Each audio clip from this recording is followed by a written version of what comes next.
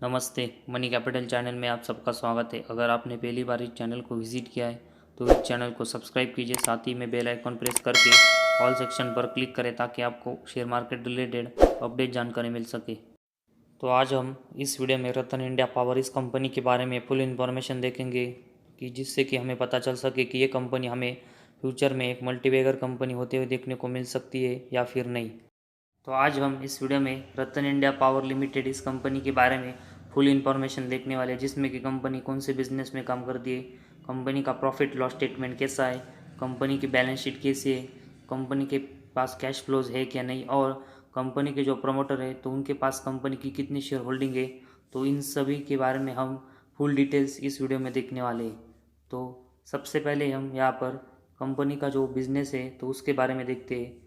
तो Ratan India power limited engage in business of dealing in power generation. तो company power generation, इसके साथ ही में डिस्ट्रीब्यूशन मतलब power distribution, power trading, power transmission और अदर एंसिलरी और इंसिडेंटल एक्टिविटीज़ में हमें काम करते हुए देखने को मिल रही है। तो यहाँ पर कंपनी जो पावर जनरेशन, डिस्ट्रीब्यूशन, ट्रेडिंग और ट्रांसमिशन से रिलेटेड हमें काम करते हुए देखने को मिल रही है। तो इसी वजह से इस कंपनी का जो बिजनेस वो फ्यूचर से रिलेटेड हमें देखने को मिल रहा है, और इसे हम पॉसिबिलिटी लगा सकते हैं कि ये कंपनी फ्यूचर में हमें इस पावर सेगमेंट की वजह से ग्रोथ करते हुए देखने को मिल सकती है। लेकिन हमें कंपनी के जो प्रॉफिट एंड लॉस स्टेटमेंट मतलब कंपनी के फंडामेंटल डाटा कैसे है तो उसके भी बारे में देखना पड़ेगा, तभी हम इस कंपनी के बारे में फुल एनालिसिस कर सकेंगे। तो सबसे पहले हम यहाँ पर कंपनी का जो लेटेस्ट यहाँ पर क्वार्टर रिजल्ट है तो उसके बारे में हम यहाँ पर इंफॉर्मेशन देखते हैं।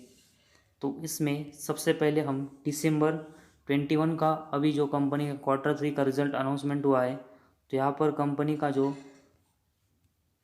यहाँ पर हम नेट प्रॉफिट देखेंगे तो ये कंपनी हमें -387 करोड़ के लॉस में जाते हुए देखने को मिल रही है, जो कि यहाँ पर Q2 में कंपनी का लॉस 460 करोड़ का था। तो कंपनी लॉस हमें Q3 में ज़रूर थोड़ा कम करते हुए देखने को मिल रही है, लेकिन कंपनी ओवरऑल हमें अभी भी लॉस में देखने को मिल रही है। और ये कंपनी जब तक हमें प्रॉफिट में आते हुए देखने को नहीं मिलती तब तक हमें इस कंपनी के लिए मतलब इस कंपनी की जो फ्यूचर की ग्रोथ है वो होते हुए देखने को नहीं मिल सकती। तो इसके लिए कंपनी को सबसे पहले कंपनी का जो नेट प्रॉफिट है तो उसको यहाँ से पॉजिटिव में लाना पड़ेगा और इसमें लगातार ग्रोथ करनी पड़ेगी, तभी हमें कंपनी का जो परफॉर्मेंस है वो फ्यूचर में इम्प्रूव होते हुए देखने को मिलेगा।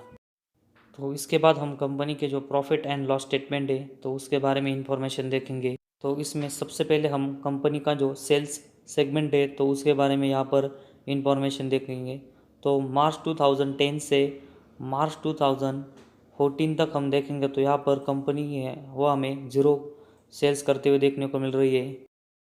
इसके बाद हम देखेंगे तो मार्च 14 से कंपनी का सेल जो 339 करोड़ का था, तो इसके बाद हमें 625 2596 मार्च 17 में 1391 करोड़ का ये हमें देखने को मिला है।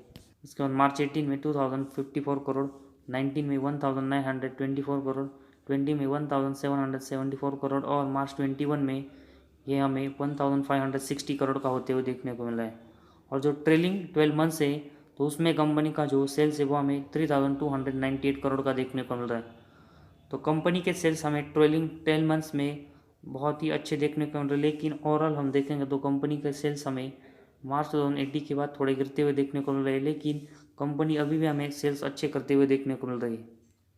इसके बाद हम एक्सपेंस के बारे में देखेंगे तो यहाँ पर कंपनी के एक्सपेंस हम देखेंगे तो लगातार हमें यहाँ पर कंपनी के एक्सपेंस बढ़ते हुए देखने को मिल रहे हैं, और यहाँ पर जो कंपनी के एक्सपेंस है वो हमें यहाँ पर सेल्स से कम देखने को मिल रहा है, लेकिन ओवरऑल इस एक्सपेंस का कंपनी के जो नेट प्रॉफिट है तो उसके ऊपर इसका कोई इम्पैक्ट पड़ता है कि नहीं, तो उसके बारे में भी हम इसमें इंफॉर्मेशन देखने वाले हैं। तो यहाँ पर कंपनी का ऑपरेटिंग प्रॉफिट हम देखेंगे तो मार्च 14 से यहाँ पर हमें 43, इसके बाद 26, 953, 712, 555 करोड़, 551 करोड़ और मार्च 20 में 508 करोड़ का देखने को मिल रहा है। और जो उसके बाद मार्च 21 में 640 करोड़ और जो ट्रेलिंग 12 मंथ से तो उसमें हमें 837 का इस कंपनी का ऑपरेटिंग प्रॉफिट देखने को मिल रहा है। तो यहाँ पर कंपनी का जो ऑपरेटिंग प्रॉफिट है वो लगातार हमें पॉजिटिव में देखने को मिल रहा है, जो कि कंपनी के लिए एक पॉजिटिव न्यूज़ है। और ये कंपनी हमें लगातार ऑपरेटिंग प्रॉफिट में अच्छा ग्रोथ करते हुए देखने को मिल रही है। लेकिन इसका नेट प्रॉफिट भी ऑपरेटिंग प्रॉफिट की तरह है कि नहीं, तो वो भी हम यहाँ पर देखने वाले हैं। इसके बाद हम ऑपरेटिंग प्रॉफिट मार्जिन के बारे में देखेंगे। तो मार्च 14 में 13%, इसके बाद 4%, इसके बाद 37%, इसके बाद 51%, 27%, इसके बाद 29%, इसके बाद 41% हमें मार्च 21 में देखने को मिल रहा है। और जो ट्रेलिंग 12 मंथ्स है तो उसमें हमें ये 25% का देखने को मिल रहा है। तो ऑपरेटिंग प्रॉफिट की तरह ही हमें कंपनी के ऑपरेटिंग प्रॉफिट मार्जिन भी इस कंपनी के यहाँ से अच्छे देखने को मिले हैं। इसके बाद हम कंपनी का जो मेन नेट प्रॉफिट है तो उसके ऊपर यहाँ से इंफॉर्मेशन देखते हैं। तो यहाँ पर मार्च 2014 से हम इस मार्च 2014 से इस कंपनी का जो नेट प्रॉफिट है तो उसके बारे में यहाँ पर देखेंगे। तो ये हमें यहाँ पर -101, -664 करोड़, -431 करोड़, इसके बाद -630, माइनस उसके बाद -1663, इसके बाद हमें ये -3321 करोड़, और इसके बाद हम देखेंगे तो हमें ये 165 करोड़ का देखने को मिला है।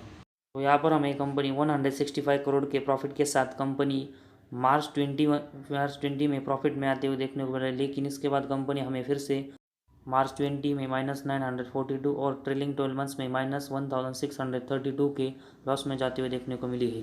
तो कंपनी का जो ऑपरेटिंग प्रॉफिट हमने देखा तो उसमें हमें कंपनी पॉजिटिव में देखने को मिली थी। लेकिन कंपनी का नेट प्रॉफिट हम देखेंगे तो कंपनी हमें लगातार माइनस में, मतलब लगातार लॉस में जाते हुए देखने को मिल रही है। तो उसका सबसे बड़ा जो रीज़न है वो हम देखेंगे तो कंपनी ने जो बोरोइंग्स लिए तो उसका अगर हम इंटरेस्ट देखेंगे तो यहाँ पर उसका इंटरेस्ट हमें लगातार बढ़ते हुए देखने को मिल रहा है। और अभी हम देखेंगे तो कंपनी का इंटरेस्ट हमें 2000 करोड़ से भी ज़्यादा के होते हुए देखने को मिल रहा है। तो इसी वजह से हमें कंपनी का जो नेट प्रॉफिट है वो लगातार कम होते हुए देखने को मिल रहा है और कंपनी हमें लॉस में जाते हुए यहाँ से देखने को मिल रही है। तो इसके लिए कंपनी को जो इंटरेस्ट रेट है तो उसको ऊपर अच्छा खासा कंट्रोल रखना पड़ेगा और उसके साथ ही में कंपनी को अपने सेल्स लगातार इसमें बढ़ाने पड़ेंगे। तो यहाँ पर कंपनी को सेल्स बढ़ाने ही पड़ेंगे ही, लेकिन उसके साथ ही में कंपनी के जो एक्सपेंस है उसमें हमें कंपनी की मैन्युफैक्चरिंग कॉस्ट, एम्प्लॉय कॉस्ट और अदर कॉस्ट है वो कंपनी को कम करनी पड़ेगी। और कंपनी में इसमें जो मैन्युफैक्चरिंग कॉस्ट हमें सबसे ज़्यादा देखने को मिल रही है तो उसको कंपनी को यहाँ से कंट्रोल में करना पड़ेगा। और साथ ही में कंपनी को जो अपने सेल्स है वो यहाँ से बहुत ही ज़्यादा इंक्रीज़ करने पड़ेंगे और उसमें अच्छी खासी ग्रोथ लानी पड़ेगी। तभी हमें कंपनी के जो नेट प्रॉफिट है वो अच्छे खासे इम्प्रूव होते हुए देखने को मिलेंगे और यहाँ से रतन इंडिया है कंपनी हमें फ्यूचर में अच्छा परफॉर्मेंस करते हुए देखने को मिलेगी। तो अभी हमने जो इन्फॉर्मेशन देखी उसमें तो इस प्रॉफिट एंड लॉस स्टेटमेंट में यहाँ पर कंपनी के नेट इंटरेस्ट की वजह से हमें कंपनी का नेट प्रॉफिट लगातार माइनस में जाते हुए देखने को मिल रहा है। कंपनी हमें सेल ज़रूर करते हुए देखने को मिल रही है, लेकिन कंपनी के जो इंटरेस्ट और एक्सपेंस है तो उसकी वजह से कंपनी का हमें नेट प्रॉफिट लगातार माइनस में जाते हुए देखने को मिल रहा है। तो यहाँ पर कंपनी को इसमें अच्छी खासी इम्प्रूवमेंट की हमें ज़रूरत देखने को मिल रही है। तो इसके बाद हम कंपनी की जो बैलेंस शीट है तो उसके बारे में यहाँ पर देखते हैं। तो उसमें सबसे पहले हम कंपनी के जो रिजर्व सेगमेंट है तो उसके बारे में यहाँ पर हम इंफॉर्मेशन देखते हैं।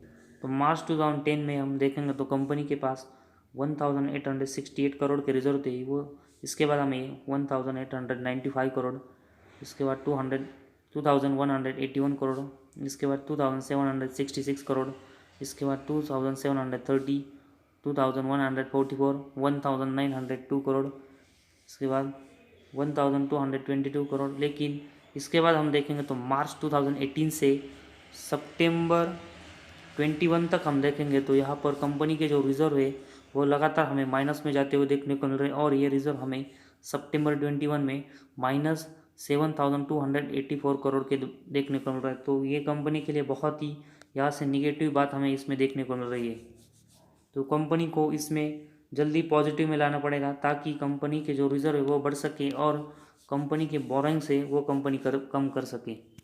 इसके बाद कंपनी के बोरोइंग्स के बारे में देखेंगे तो मार्च 10 में कंपनी के ऊपर जो 201 करोड़ का बोरोइंग्स था वो लगातार हमें यहाँ पर बढ़ते हुए देखने को मिल रहा है। और यहाँ पर हम देखेंगे तो सितंबर 21 तक ये बोरोइंग्स हमें कंपनी का 12,187 करोड़ का देखने को मिल रहा है। तो इसी वजह से कंपनी का जो इंटरेस्ट है वो हमें बढ़ते हुए देखने को मिल रहा है और कंपनी के जो नेट प्रॉफिट है वो हमें लगातार लॉस में आते हुए देखने को मिल रहे हैं। तो सितंबर 21 के हम रिजर्व और बोरोइंग्स दोनों का कंपैरिजन करके देखेंगे तो कंपनी के ऊपर हमें बोरोइंग से रिजर्व से ज़्यादा बोरोइंग देखने को मिल रहा है और यहाँ पर इसी वजह से हमें कंपनी लगातार लॉस में जाते हुए देखने को मिल रही है। तो यहाँ पर कंपनी को रिजर्व अपने बहुत ही शानदार तरीके से बढ़ाने पड़ेंगे और कंपनी के जो बोरोइंग्स है वो कंपनी को लगातार कम करने पड़ेंगे। तो ये कंपनी करने में सक्सेसफुली फ्यूचर में होती है तो तभी हमें इस कंपनी की जो बैलेंस शीट है वो एक मजबूत बैलेंस शीट होते हुए देखने को मिलेगी। तब तक हम देखेंगे तो कंपनी की अभी हमें बैलेंस शीट यहाँ से बहुत ही ख़राब देखने को मिल रही है और इसमें कंपनी को अच्छी खासी ग्रोथ फ्यूचर में करनी पड़ेगी। इसके बाद कंपनी के जो कैश फ्लोज है तो उसके बारे में हम यहाँ पर इंफॉर्मेशन देखेंगे। तो कंपनी के जो cash operating activity, cash from investing activity और कैश फ्रॉम फाइनेंशियल एक्टिविटी है तो उसका जो नेट कैश फ्लो है वो हमें यहाँ पर पिछले 2 सालों में देखेंगे तो मार्च 20 और 21 में हमें ये 44 करोड़ और 42 करोड़ के देखने को मिल रहे हैं। तो इस कंपनी की जो इन्फॉर्मेशन देखी तो उसमें सबसे ज़्यादा हमें जो कंपनी के इन्फॉर्मेशन में पॉजिटिव चीज़ देखने को मिल रही है वो कंपनी की नेट कैश फ्लो हमें देखने को मिल रहा है जो कि 20 और 21 में हमें ये पॉजिटिव में देखने को मिल रहा है। तो ये कंपनी के लिए अच्छी बात हमें यहाँ से देखने को मिल रही है। तो कंपनी के कैश फ्लोज में हमें देखेंगे तो कंपनी अच्छा हमें ग्रोथ करते हुए यहाँ से देखने को मिल रही है। इसके बाद कंपनी के जो यहाँ पर शेयर होल्डिंग पैटर्न है तो उसके बारे में हम इंफॉर्मेशन देखते हैं। तो दिसंबर 21 में प्रमोटर के पास हम देखेंगे तो यहाँ पर कंपनी के हमें 44.19% के शेयर देखने को मिल रहे हैं। एफ के पास 0.17, डी के पास 14.12% के यहाँ पर हमें शेयर देखने को मिल रहे हैं, जिसमें यहाँ पर डी के पास देखेंगे तो यहाँ पर पावर फाइनेंस कॉरपोरेशन के पास हमें 4.38, स्टेट बैंक के पास 3.06, इसके बाद पंजाब नेशनल बैंक के पास 1.81, इसके बाद REC लिमिटेड के पास इस कंपनी के 1.72, बैंक ऑफ इंडिया की तरफ के पास 1.02, इसके बाद रूरल इलेक्ट्रिफिकेशन कॉरपोरेशन लिमिटेड के पास देखेंगे तो इनके पास कोई भी नहीं और साथ ही में कैनरा बैंक के पास भी देखेंगे तो इनके पास इस कंपनी के कोई शेयर नहीं। तो यहाँ पर हमने जो सभी में देखा तो डीआईएस के पास हमें रतन इंडिया पावर लिमिटेड इस कंपनी के एक अच्छे खासे क्वांटिटी में यहाँ पर शेयर देखने को मिले हैं। इसके बाद हम पब्लिक के पास देखेंगे तो यहाँ पर हमें पब्लिक के पास 41.51% के इस कंपनी के शेयर देखने को मिल रहे हैं। तो यहाँ पर डीएच के पास हमें जो इस कंपनी के 14.12% के शेयर देखने को मिल रहे हैं। तो यहाँ पर उन्होंने ये कंपनी जो फ्यूचर से रिलेटेड रिन्यूएबल एनर्जी में काम करती है तो उसकी वजह से हमें ये कंपनी के शेयर डीएच के पास इतने क्वांटिटी में देखने को मिल रहे हैं। लेकिन अगर हम फ्यूचर की नज़र से देखेंगे तो साथ ही में इन्वेस्टमेंट की नज़र से देखेंगे तो कंपनी को फ्यूचर में अच्छा खासा प्रॉफिट करना होगा, तभी हमें डीआईएस और एफआईएस के पास इस कंपनी के शेयर देखने को मिलेंगे। लेकिन कंपनी ऐसे करने में नाकाम रहेंगी तो हमें ये डीएईएस के पास शेयर है तो उस शेयर को भी बेच देंगे। तो इसी वजह से रतन इंडिया इस कंपनी को आने वाले दिनों में एक अच्छी खासी ग्रोथ करके दिखानी होगी और कंपनी को फ्यूचर से रिलेटेड एक अच्छी खासी अनाउंसमेंट भी करनी पड़ेगी ताकि कंपनी के जो शेयर होल्डर है वो इस कंपनी में बनाए रखे और साथ ही में कंपनी को फ्यूचर का प्लान भी अपने शेयर होल्डर को बताना पड़ेगा, तभी इस कंपनी के जो शेयर होल्डर है वो उस कंपनी में फ्यूचर में टिक सकेंगे। तो इस कंपनी के प्रॉफिट एंड लॉस स्टेटमेंट और बैलेंस शीट हमें अभी तक बहुत ही ख़राब इस कंपनी के देखने को मिल रहा है। लेकिन इन्वेस्टमेंट के लिए हमें इस कंपनी में जो सबसे इम्पोर्टेंट पॉइंट देखेंगे तो ये कंपनी जो रिन्यूएबल सेक्टर में काम करती है तो उसी वजह से हम इस कंपनी में स्मॉल क्वांटिटी में अभी इन्वेस्टमेंट करेंगे और इस कंपनी का जो कंपनी के जो फ्यूचर का प्लान है तो उसके बारे में हम उस पर फोकस करेंगे। तो कंपनी फ्यूचर में हमें एक अच्छी खासी अनाउंसमेंट करते हुए देखने को मिलती है और अच्छी नेट प्रॉफिट में आते हुए देखने को मिलती है, तो तभी हम इस कंपनी में एक लार्ज इन्वेस्टमेंट के बारे में सोचेंगे। तो रतन इंडिया पावर इस कंपनी को अगर फ्यूचर में मल्टीबैगर बनना है तो इस कंपनी को अपने प्रॉफिट एंड लॉस स्टेटमेंट में कंपनी के नेट प्रॉफिट को इम्प्रूव करना पड़ेगा। साथ ही में कंपनी की जो बैलेंस शीट हमें अभी देखने को मिल रही है तो उसको भी कंपनी को अच्छा खासा यहाँ पर इम्प्रूव करना पड़ेगा। तो कंपनी नेट प्रॉफिट और यहाँ पर जो बैलेंस शीट को हमें फ्यूचर में इम्प्रूव करते हुए देखने को मिलती है, तभी हमें कंपनी फ्यूचर में एक मल्टीबैगर कंपनी होते हुए देखने को मिल सकती है। तो डीआईएस और एफआईएस के पास हमें इस कंपनी के जो शेयर देखने को मिल रहे हैं तो उस कंपनी का फ्यूचर से रिलेटेड बिजनेस के कारण हमें देखने को मिल रहे हैं। तो अभी हमें इस कंपनी में अपनी स्मॉल क्वांटिटी में अपनी शेयर होल्डिंग होल्ड करनी चाहिए और कंपनी जैसे हमें एक अच्छी परफॉर्मेंस में नज़र आती है तो हम इस कंपनी में अपनी इन्वेस्टमेंट बढ़ाएंगे। अगर कंपनी हमें फ्यूचर में ख़राब परफॉर्मेंस ऐसे करते हुए देखने को मिलती है तो हम इस कंपनी में अपनी जो शेयर होल्डिंग है उसको हमें कम करना चाहिए। तो फिलहाल आज हमारे इस वीडियो में बस इतना ही। अगर आपको हमारा वीडियो पसंद आया तो इस चैनल को ज़रूर सब्सक्राइब कीजिए।